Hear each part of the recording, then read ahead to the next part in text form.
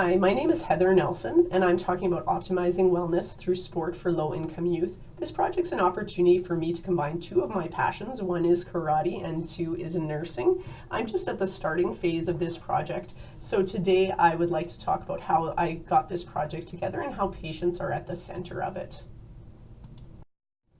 I've done karate for many years as an athlete, and I traveled all over the world and had all kinds of wonderful experiences.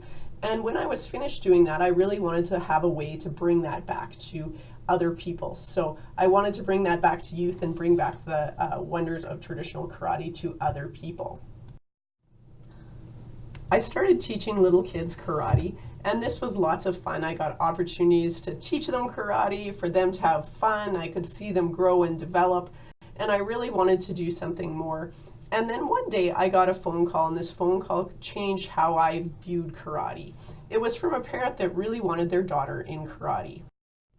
This parent said, "My daughter wants to train karate. I have band funding. Will you accept it?" I said, "Yes, of course I will."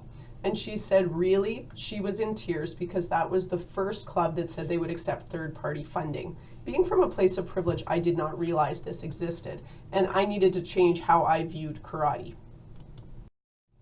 So based on this phone call, we decided to change how we operate. Not only were we going to be accepting of all people coming into our club, but we were going to start actively recruiting people from low-income families. So how we did that was we paired up with the core schools in the city and with the Dream Brokers and the Kids Sport program, and we started inviting youth into our club that normally couldn't train. So based on this, we ended up with so many children in the club that we actually had to make a separate class for Kids Sport kids. So any kid that wanted to come from the core schools was invited to a special class. Once they reached a certain belt, then they were invited to join the mainstream intermediate kids. I really wanted to do some research on this because I knew that there was benefits to the kids and to the club and to the coaches. I wanted to see what the kids had to say, what the parents had to say, what the benefits and the barriers continued to be.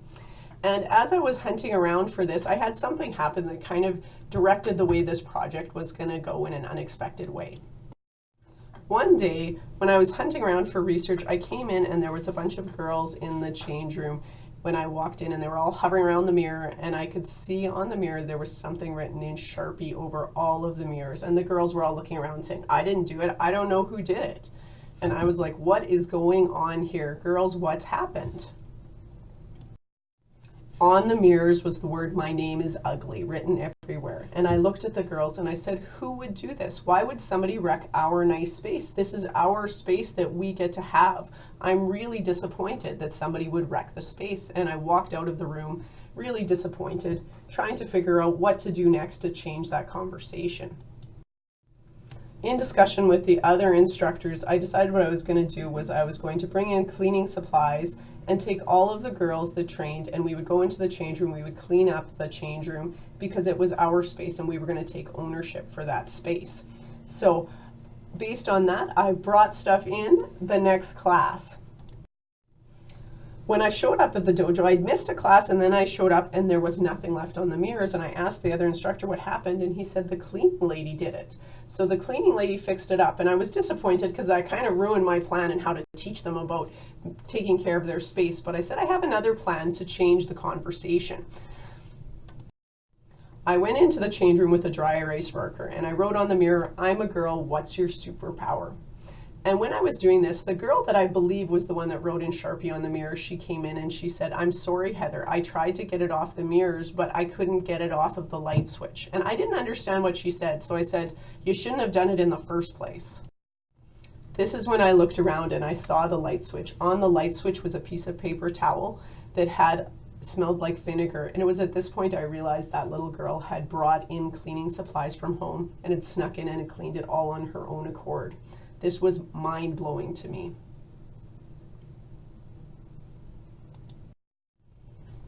I went and talked to the girls and I said, "Who did this? Who cleaned up the change room?" And two girls put up their hand and I said, "You guys are awesome." It was at this moment that it changed from me teaching them how to take care of their space to them teaching me how to give them space to make good decisions, because they'll make good decisions if given the opportunity. When I went back into the change room, the girls were again hovered around the mirror, but this time they had dry erase markers in their hand, and they were writing, "I am a dancer, I am an artist, I am funny, I am smart, I am being a nice friend." And one of the girls looks at me and says, "This is way better than what was there before."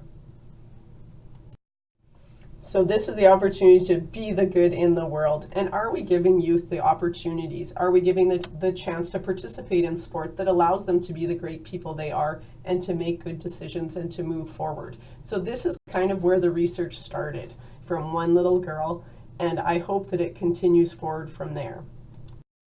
Fortunately, I have some parents that agreed with this idea. So I have 3 parent advisors on my team that strongly believe that sport is important for their children and for all children, and really want to help take this project forward so that we can have more sport participation from everyone. I also have a number of partners: the International Traditional Karate Federation, SCPOR, SAS Karate Association, Midwest Karate, and All Nations Hope. All of these organizations believe that sport can change the trajectory of people's lives and that us promoting sport for low-income youth can make a difference. I'm fortunate to have funding from the Saskatchewan Centre for Patient-Oriented Research and from Saskatchewan Polytechnic, which allows me to do this research on a full-time basis. So thank you guys very much. This is phase 1 of the project. Please stay tuned because there will be more to come.